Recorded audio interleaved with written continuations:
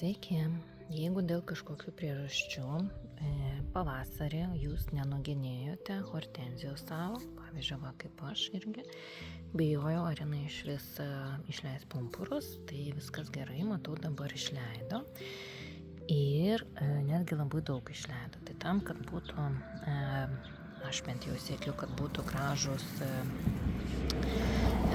stiprus krūmas, karkasas ir gražus dideliai žiedai. Tai ką reikia padaryti, tai jau dabar reikia šiek tiek optimizuoti kiekį tų jų išaugusių stiebų.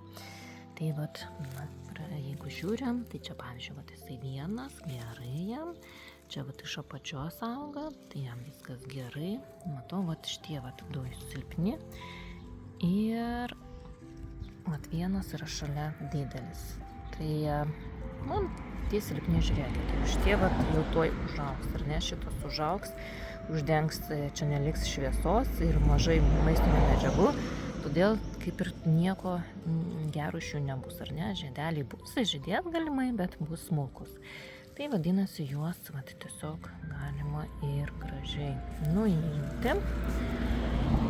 Nuimam. Ir jau dabar visos jėgos bus skirtos šiai būsimai šakai. Čia irgi tiesa dar prie to paties.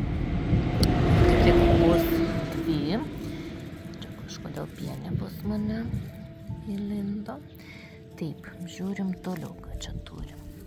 Irgi viena didžiulė atskira šaka ir jinai neišleido daug pumpurų, bet tokie mažiukai. Tai yra irgi labai daug tų mažiukų ir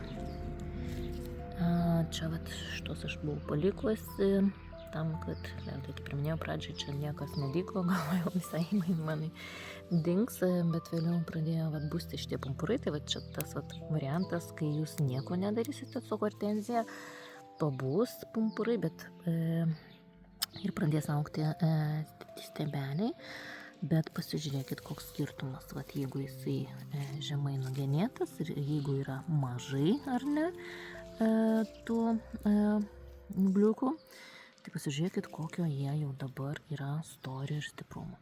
Jeigu jūs paliksite, tai koks bus rezultatas. Jų bus daug, bet jie, ar ne, viena šaka turi visas sultis, visas jėgas paskirstyti savo vaikučiam ir pasižiūrėkit, kokie jie plonučiai palyginus, ar ne, su šalia esančiais.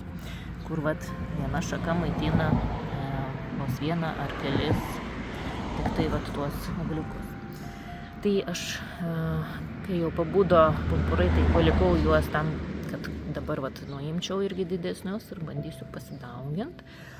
Na, o likusius irgi reikės pasižiūrėti ir irgi čia pasižiūrėkit, irgi buvo žemai genėta, bet pabudo visos 3 sakutės ir tas viduriukas jis auga visų pirma į vidurį, ar ne, krūmo, o čia jau dideli, tai vėlgi pasiims visą saulę ir jam mažai bus saulutės ir mažai maistinių medžiagų ir iš jo nieko irgi nebus, tai jį irgi galima nuimti. Jisai silpnokas ir tada daugiau jėgų liks 2 broliukam. Tai taip, nebijokit tokius visus krūmą savo apžiūrėti ir palikti tik tai stipriausius ūglius, o visus tokius plonučius arba kurie neturi, šitas gal ir užmigo jau, ar ne, neturi tos augimo vietos, vadinami tokie akli ūgliukai, tai juos irgi reikia nuimti, kad jie tiesiog neatiminėtų jėgų iš pagrindinio krūmo. Tai